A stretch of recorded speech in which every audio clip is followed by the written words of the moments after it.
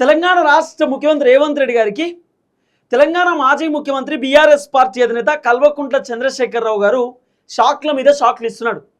ఏం చేయాలో అర్థం కానటువంటి సిచ్యువేషన్లో రేవంత్ రెడ్డి వ్యవహారం కనబడుతున్నది. కేసీఆర్ టైంకి బయటకు వస్తున్నాడు, టైంకి మాట్లాడుతున్నాడు, టైంకి చక్రం తిప్పుతున్నాడు. రేవంత్ అన్నకి ఏం చేయాలో అర్థమైతలేదు. ఇప్పుడు రేవంత్ అన్నకు ఉన్నటువంటి పెద్ద బాధ, జీవన్ రెడ్డి కాంగ్రెస్ పార్టీని వదిలిపెట్టి బీఆర్ఎస్ పార్టీలకు పోయిండు.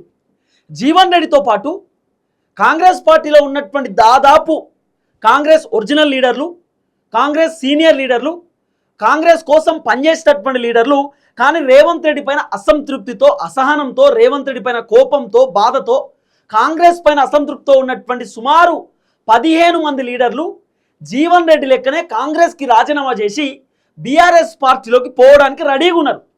ఇది రేవంత్ రెడ్డికి ఏం చేయాలో అర్థమైతలేదు.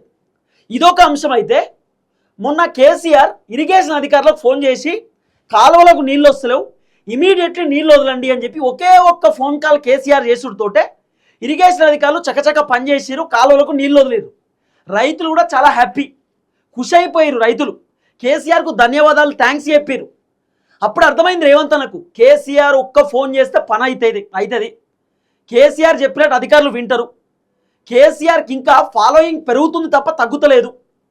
మళ్ళీ కేసీఆరే ముఖ్యమంత్రి అవుతాడేమో, కాంగ్రెస్ మళ్ళీ అధికారంలోకి వచ్చే అవకాశం లేదేమో అనేటటువంటి సంగతి రేవంత్ అన్నకు అర్థమైపోయింది.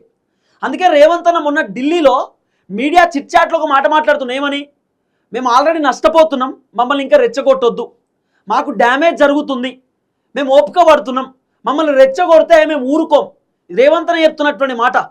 ఒక ఎమ్మెల్యే చెప్తున్నాడు, నిన్నో మొన్నో అడ్డంగా నరికేస్తాం అడ్డొస్తే అంటున్నాడు ఒక ఎమ్మెల్యే. అంటే రేవంత్ రెడ్డి అండ చూసుకుని ఆ ఎమ్మెల్యే కూడా మాట్లాడుతున్నాడు. రేవంత్ రెడ్డి కూడా ఆయనకి ఏదో ఇబ్బంది అవుతుంది. ఏమని? కేసీఆర్ రేపో మాపో బయటకు వస్తాడు. ఇప్పుడు 20వ తారీఖు జగిత్యాలో భారీ బహిరంగ సభ ఉందట. ఆ భారీ బహిరంగ సభలో ఖచ్చితంగా కేసీఆర్ కాంగ్రెస్ ప్రభుత్వాన్ని ఉద్దేశించి మాట్లాడతాడు. ఇక కేసీఆర్ బయటికి రాబోతున్నాడు.